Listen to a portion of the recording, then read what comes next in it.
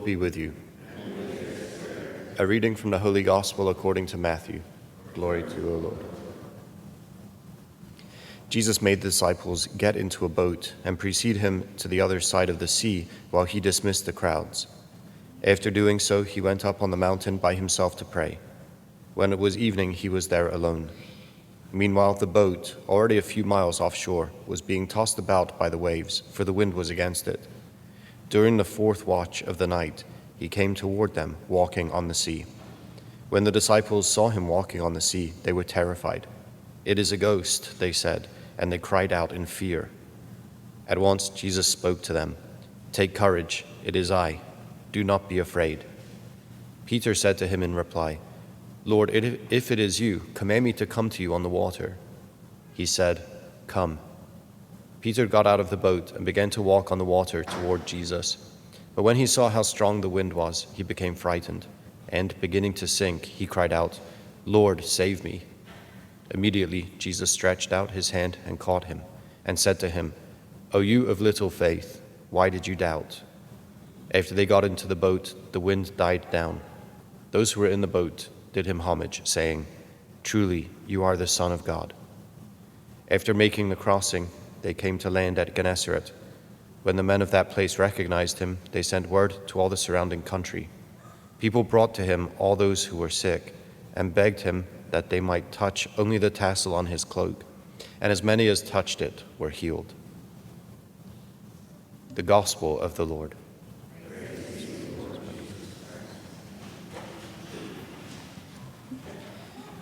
Yeah, great little passage here in Matthew's Gospel, and there's so much action, right? There's it's like where do you want to start? Where do you want to? Start, and whatever it is, like where are you gonna jump in on this one? And I think it's worth our while to spend time with this passage, certainly outside of Mass, because it's something of a continuation, of course, of the theme that we saw yesterday, the theme of discipleship, and how that feeding of the 5,000 is meant to be the pattern of our lives, as it was the pattern of Jesus' own life. And there's some part here that's like an extension of that likewise we have to live into, because here the whole scene is set by the command of Christ, right? The whole scene is set here. Jesus made the disciples get into a boat and precede him to the other side of the sea. So I'm going to dismiss the crowds, get that alone time that I was going for, right? Be with the Father, get my tank filled, and here go ahead, right? Go ahead. And if we lose that part, I think we lose the entire scene, because it has to be at Jesus' command that they are sent. Otherwise, what confidence do they rightly have? Right? What confidence do they have? Or what confidence should Jesus expect them to have? Certainly if they're going about their own journey, they're doing their own thing, right? Where is the connection to Jesus? That all that kind of living in the pattern of Jesus, living in the pattern of the breaking of the bread, the feeding the crowd, right? Christian discipleship and the rest. If now they choose to go off and do their own thing, I mean, what sense does it even have? But then should they be able to fall back on the challenge and the comfort of Jesus' presence? But here, precisely because he sent them, now the rest of the scene is able to play out as a scene of faithfulness. And of course, we say faithfulness, also some sense of lack of faithfulness, right? Some sense of infidelity, or the kind of the fits and starts of discipleship, growth into it, and yet always there's that, I don't know if to say always, but on the horizon is the challenge to maintain fidelity in the face of the storm, in the face of serious and severe headwinds and the like. So, but yeah, this, the first kind of macro reflection on the scene has to be something like, this is weird. This is a weird scene. I mean, does it go the way that you would expect it to? I don't know. For me, if Jesus said, now this is, you'll get a lot of insight into the way I think, right? For me, if Jesus sends you to the other side of the sea, then like you just go to the other side of the sea, and actually it's like smooth sailing, right? That's what. And this is how I'd say, like, this is our first kind of macro reflection, because I think we have to jump in at that point and say, would you expect that as well? Martha, would you expect that as well? Okay, good, thank you. So I asked her because she's the only one who's going to give me feedback. So you learn from her. No. So I think naturally we kind of feel that way. Like, okay, Jesus has told me to go to the other side of the sea. I'm going to go to the other side of the sea, and not very much is going to happen along the way. But now, just take half a step out of that. We know that that's not the life of Christian discipleship. We know that's not the case. So how is it that we even have that kind of reactive reflection? Right? He said it, so he's gonna accomplish it. Smooth sailing for me, smooth sailing. It's not smooth sailing, right? So, and that, I think, sets up, again, that kind of largest picture of the whole thing, and say, I would say, like, from our view, God is a weird God, right? From our view, he's a weird God, does weird things. Like, why is he walking on the water? That's crazy. Why would you do that? Of course, there's a reflection back to Genesis and the like, but this actually happened. It's not like this is, a literary reflection on the Old Testament. This actually happened. It's kind of weird, right? But also, when we think about it, it also fits our experience to a T. There's something much more profound here. If we allow ourselves to live into the reality of the Scriptures, we're finding for ourselves, like this actually is the pattern of life. Because we set out at Jesus' command, like we're committed to discipleship, right? We're starting to feed the 5,000, or we're starting to live so as to meet the world's deepest needs and the rest. And then we're doing that at Jesus' command, and then we find ourselves, besieged by the waves and the wind and the rest. And we're like, whoa, wait, this wasn't part of the deal. I mean, of course it was part of the deal. We're not attuned to that, to the reality, the way the world is, and the way that we're called into the world to raise it up with the power and strength that God gives us, with the consolation that he gives us, with the food, the nourishment, the sustenance that he gives us. But this is it. And then we think, okay, well, like, this is a strange enough story, and then gets stranger still. Jesus is on the water, and Peter says to him, if that's you, call me out there. It's like, why would you do that? Right? Like, I'm not going to, there's all kind of waves and wind around, and like there he is, right? Mr. Impetuous, Mr. First out there, right? And call me out there. Why would you do that?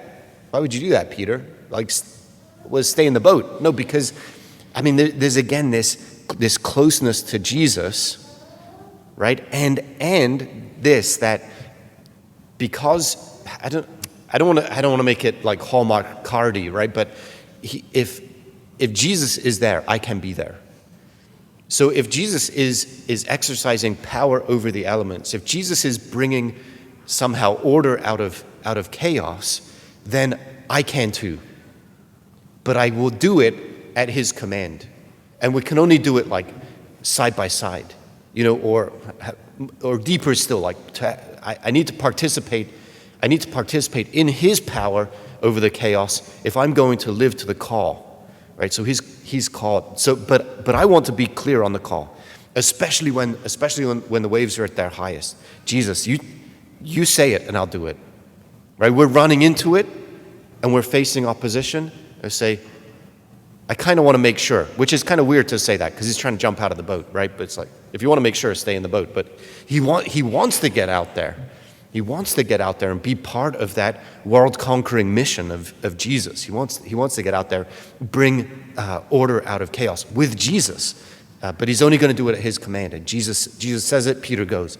And then he's rebuked to some extent, right? It's like, but he was so bold to go out there. I mean, he had the faith to go out there.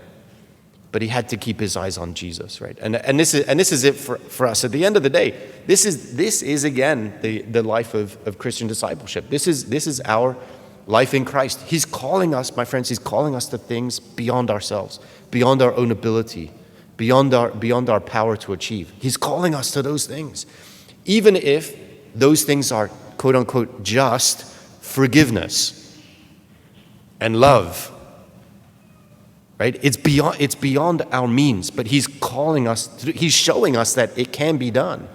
And his presence, his own life of love at work in us and working through us is enabling us to do it. But all the while, we have to keep our eyes on Jesus. Can't turn it into the system, pull back again, where, hey, wait, I didn't expect this. This is not the God that I thought existed. This is just weird, and I can't do it, and I'm just going to fall and drown, okay, because I don't really get it. No, we have to keep our eyes on Jesus. And the rest is, say, it's all oriented around that. And if we can keep our eyes on Jesus, then we can walk on water. That's what it is. The life of discipleship, life of vocation is walking on water. It's walking on water. It has to be. It has to be. Because otherwise it becomes too much about us and what we can achieve, what we can accomplish, and we just turn everything around us. So we have to be called outside of ourselves. You have to be called to live beyond our ability, especially as it relates to going outside of ourselves in the cause of love, and not simply then like feeling good about everybody, right? But reordering God's entire world, or bringing order out of chaos in God's world so that everything is properly ordered or oriented in the cause of love. The whole of human society has to be rebuilt. I mean, I know that you get that from like the news outlets and everything, but I want to say it even bigger than that. The whole of human society has to be rebuilt. The whole thing. Unless it's on the foundation of God's own life of self-gift. Unless it's on the firm foundation of love, it all needs to be rebuilt. And we have to get about doing that. That's so far beyond us, it's almost unimaginable what that means. Except that we can take on our role, we can take up our part today in living that way. In like the foundation of my own life can be love, can be God, His call, His command. I'm going to live beyond myself today at His call. I'm going to walk on water today. And if we do that, the rest will happen in due course. And we'll be attentive to the ways that we can achieve it in the rest of our lives. But we have to commit to it today. Jesus is calling, right? Jesus is commanding, He's pushing, He's sending us out there. Jesus is calling. And it's ours simply to keep our eyes fixed on Him and to walk out to Him no matter where He is, no matter where He's calling. He's going to make it possible. Just as He pioneered the way, He's now going to make it possible for us.